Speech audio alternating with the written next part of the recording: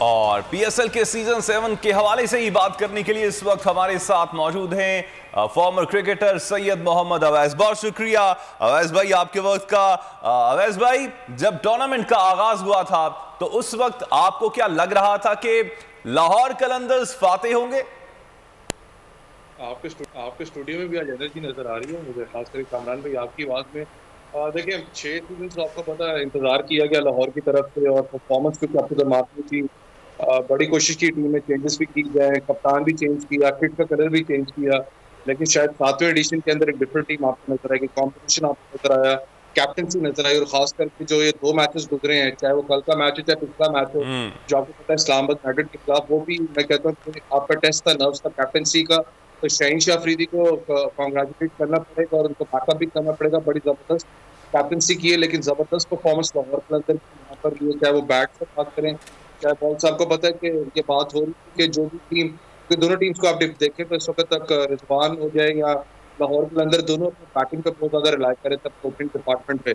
लेकिन जहां opening department दोनों का फ्लॉप हुआ, लाहौर कलंदर के मिडल ऑर्डर अच्छा खेला। हफीज की बात करें, हफीज आपको पता हमेशा कहा जाता है कि बड़े मैच के प्लेयर है और कल उन्होंने दिखाया भी कि मैं बड़े मैच का प्लेयर, और लाहौर कलंदर ने बादशाह आज जीता। अच्छा, अब एक और चीज आपसे पूछना चाहूंगा, जो कैप्टन्स हैं दोनों टीमों के, वो कहां पे स्टैंड करते हैं? और दूसरी बात, पीएसएल जब स्टार्ट हुआ था तो इसका मकसद यही था कि नए खिलाड़ियों को आगे लाया जाएगा, नए खिलाड़ियों को सपोर्ट करने के लिए भी इस टूर्नामेंट ने बहुत अहम किरदार अदा किया। इस सीजन में आपकी नजर में कौन सा ऐसा खिलाड़ी है जो कि सामने आया? देखिए कामरान भाई, अगर दोनों कैप्टन्स की आप कंपैरिजन करें, रिजवान को थोड़ा सच पता है क्यों, क्योंकि वो आपको पता अंडर 19 में भी कप्तानी करते रहे हैं, फिर उसके बाद पाकिस्तान ए टूर्स पे डोमेस्टिक सीजन में भी कैप्टनसी करते हैं। लेकिन बॉडी लैंग्वेजेस आपको पता, जब लाहौर लेग शिफ्ट हुई थी तो थोड़ा बहुत उनमें भी थोड़ा बर्ताव नजर आया था, गुस्सा उन्होंने भी स्टार्ट कर दिया था करना, क्योंकि it's part of the game. लेकिन सबसे अच्छी चीज इस पाकिस्तान सुपर लीग की जो आपने बात की है कि नए जो खिलाड़ी आपके सामने आए, देखिए हारिस सबसे बड़ी बात है, जो पेशावर ज़ल्मी के थे वो आपके सामने आए। जो आप कहते हो डायनामिक आपको ओपनर चाहिए, उस कलर के अंदर वो आपको T20 फ्लेवर नजर आया। उसके बाद पेस बैटरी की आप बात करें, पेस बैटरी के अंदर आपके पास ऐसे लड़के भी मौजूद हैं। फिर कासिम अकरम जो कि अभी रिसेंटली अंडर 19 खेल के वापस आए हैं, वो आपको नजर आए। तो यंगस्टर्स काफी आपको नजर आए, लेकिन चीज वही है कि इस पीएसएल के बाद आपको उन यंगस्टर्स को खट्टा करना पड़ना है नेशनल हाई परफॉर्मेंस सेंटर में, जहां पर उनको आप फ्यूचर के लिए ट्रेन करो, जो पाकिस्तान टीम के लिए हो। डोमेस्टिक सीजन एटलीस्ट मैं कहता हूँ 1-2 डोमेस्टिक सीजन उनको खेलने पड़ेंगे, तब जाके वो एलिजिबल है पाकिस्तान टीम के। लेकिन अच्छी बात है कि यंगस्टर्स, आपको एक नए फेसेस, आज आप नए फेसेस की बात कर रहे हो पीएसएल में। अच्छा मोहम्मद अवैस, आपने कौमी टीम की बात की तो ऑस्ट्रेलिया की टीम जो है वो पाकिस्तान पहुंच चुकी है, किस तरह देख रहे हैं सीरीज को आप?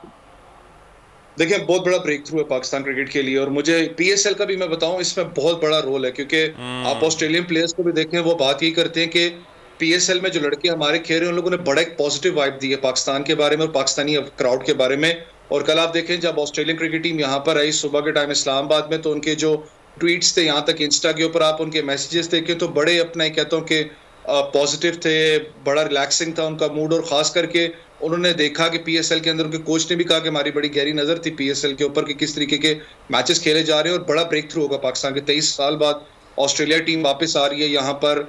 मजे की बात यह है कि आपको पता है कि पाकिस्तान के जो शहीन अफरीदी हैं वो नंबर, क्योंकि top of the ranking fast bowler भी हैं, मिचेल स्टार्क हैं, तो एक फुल स्क्वाड आपको पाकिस्तान का और ऑस्ट्रेलिया को इस सीरीज में नजर आएगा। और ये मैं कहता हूँ गेटवे होगा पाकिस्तान की आने वाली सीरीज में। अल्लाह करे कि खैर खैरियत से सारा टूर्नामेंट हो जाए, लेकिन बहुत बड़ा मेजर ब्रेक थ्रू है पाकिस्तान क्रिकेट के लिए। सही। अच्छा मोहम्मद अवैस, ये भी बताइएगा पिंडी स्टेडियम की पिच को आप क़ज़ाफ़ी और नेशनल स्टेडियम से किस तरह डिफरेंशिएट करेंगे?